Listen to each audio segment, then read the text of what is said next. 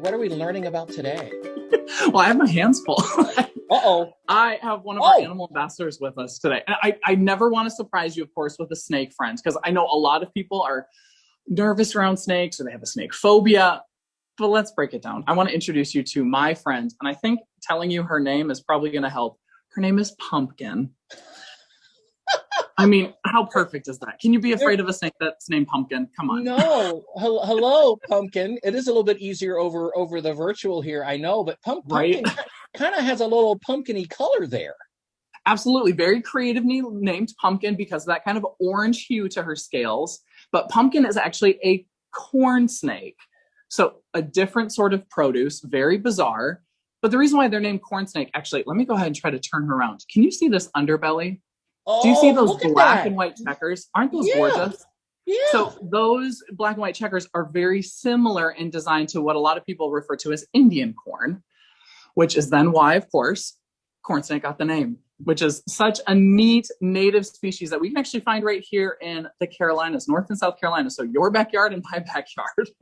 I've seen a few of these out and about, but I didn't really see the underside, but that's always interesting learning kind of how they got their name and everything with the corn. I think some people might think that they got the name because they would find them in cornfields.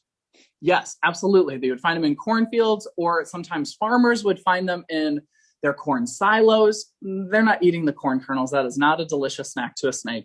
But they are hunting for the mice that might be attracted to the corn kernels. So little did those farmers know, the corn snakes were actually a great neighbor to help with a little bit of pest control. But Wilson, I have to say, I'm actually very jealous. I've never seen a corn snake in the wild. So props to you. I'm very impressed. I'm very familiar with them here at the zoo, but I'm very jealous. It was years ago, and I was out at like cutting some wood, and we had a big pile of wood, and then I looked and I saw the bright coloring right there, and I was like, well, hey, let's make sure. And then I looked it up and I was like, well, that looks like a corn snake. And that is a friendly snake right there, just like our friend, the black snake. That's such a great shot right there, seeing the underbelly. Really, really good stuff. And as always, Milo's just got tons of information, doing all kinds of virtual stuff still down there at the Riverbanks Zoo. We're going to have more with Milo, learning about the animals and all kinds of good stuff. And maybe a little more with a pumpkin. It sounds like a cartoon. Pumpkin, the friendly corn snake. We got more coming up. This is WCCB Charlotte Wilson's World. We'll be back. Good morning, Wilson. It's nice to be back. Thanks for sticking with us here this morning. We are learning about, if you weren't watching, that is Pumpkin, the corn snake right here. And what we were kind of getting into, I know sometimes we've talked about snakes a few times and friendly and some of the ones that maybe aren't from around here. The corn snake is a snake that people can find around here, and them being around is kind of a good thing. What does that mean when we say a snake is friendly? No, I'm really glad that you asked that, because all too often people just assume any snake is a bad snake and they don't want it anywhere near them. Right. Here's the deal, though. Corn snakes are harmless. Unless you're a mouse, then they're kind of dangerous. I mean, and then you're a nice snack. But to us, to humans, they are harmless. They are not venomous. They are not poisonous.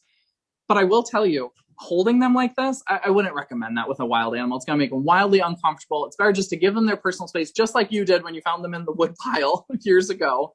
But they are not a dangerous species. So they are a friendly neighbor to have around. Great sighting. Like I said, I've lived down here in the South for years now, and I have never seen a corn snake. So you're very lucky and fortunate. And I'm glad you said that, friendly, because when we say friendly here, we mean not going to hurt you. But at the same time, Exactly. Kids, it doesn't mean go and pick them up like Milo is, because Milo has been around Pumpkin a lot, and animals down there at the zoo sometimes or have been rescued and things like that. Exactly. And they're kind of educators. They're there, and you've kind of gotten used to each other. So that's I'm well. And another great point to make, Wilson, is Pumpkin's an unusual type of snake. Corn snakes are very bright in color. They're almost like that scarlet orange color.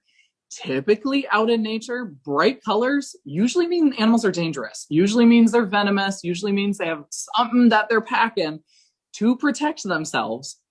But corn snakes are just big fakers. It is all just a disguise to try to not become a snack themselves. So unless you have a field guide in your back pocket and you happen to know all the different species of snakes in the Carolinas, it's always best just to give them personal space and give them some room.